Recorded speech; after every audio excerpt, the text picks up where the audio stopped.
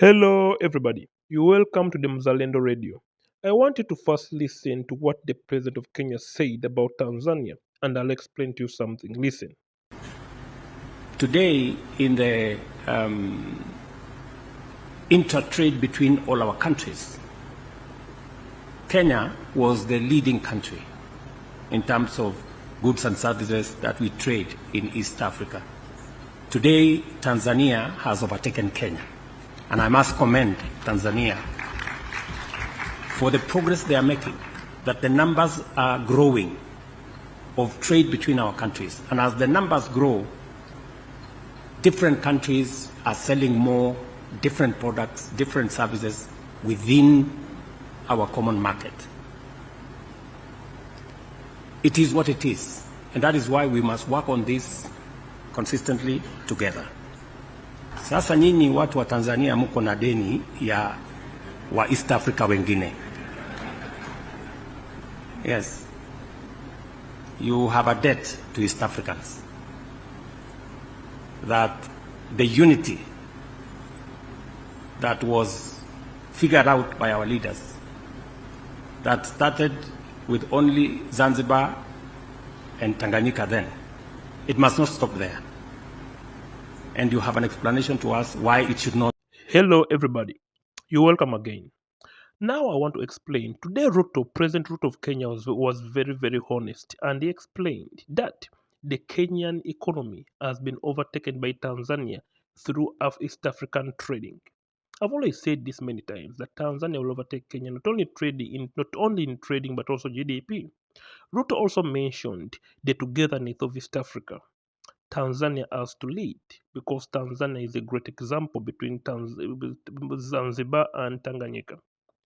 Nyerere's spirit. So Ruto commended Tanzania on two things: economy and leadership. I've always said Tanzanian leadership is amazing, and Africa should copy Tanzanian kind of leadership.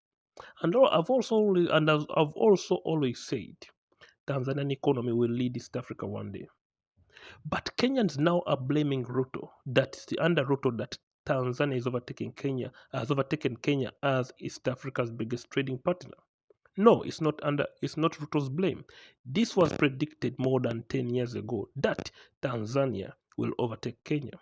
So there's no way you're only going to condemn Ruto, when you don't condemn Kibaki Uhuru. Why only condemn Ruto? President Ruto is a honest president. I'm starting to like him. He honestly said Tanzania has overtaken Kenya, and that's a good thing, as he said. I quote. And honestly, that's a good thing, Tanzania overtaking Kenya, because that brings out the best of Kenya. This is a health competition. This is brotherly. This is a family competition, a health competition. The other one does better, you also work harder to do better. So Tanzania wants to keep that leading to be the biggest trading partner in East Africa. And guess what? Tanzania is going to work harder. Their leaders are going to work harder to maintain that lead right now. But also, guess what? The Kenyan leaders are also going to work harder because they want to regain their trading power in East Africa.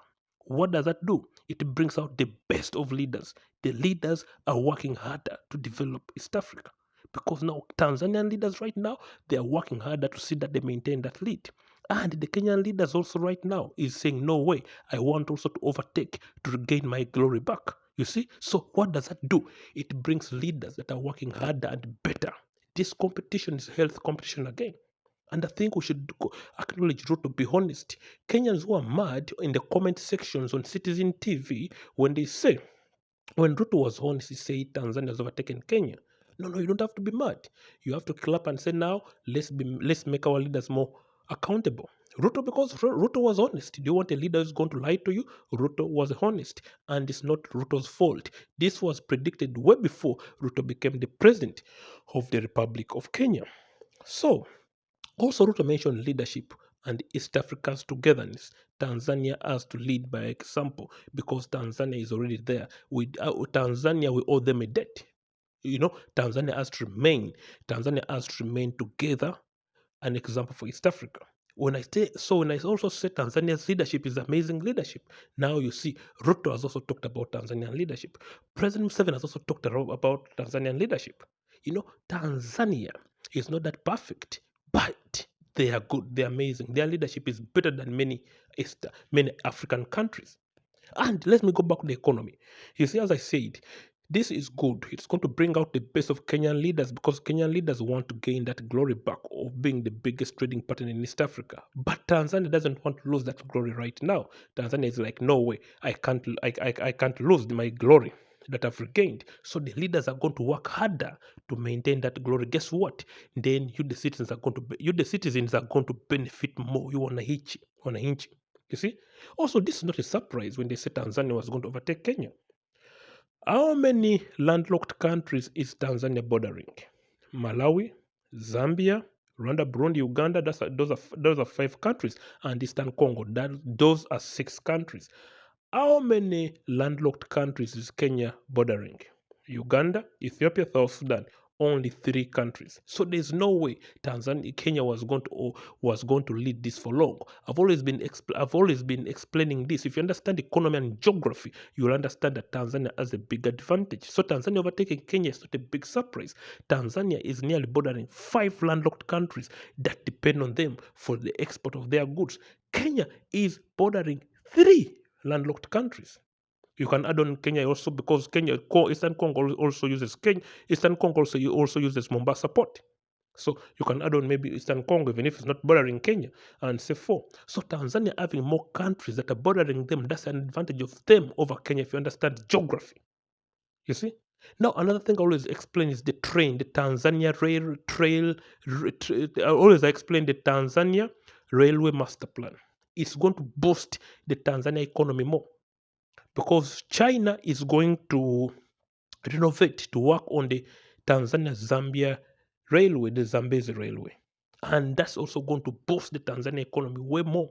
Even if Kenya also wants to work on the LAPSET, connecting South Sudan and Ethiopia, that will also boost Kenya. So this will bring out the best of the leaders in East Africa.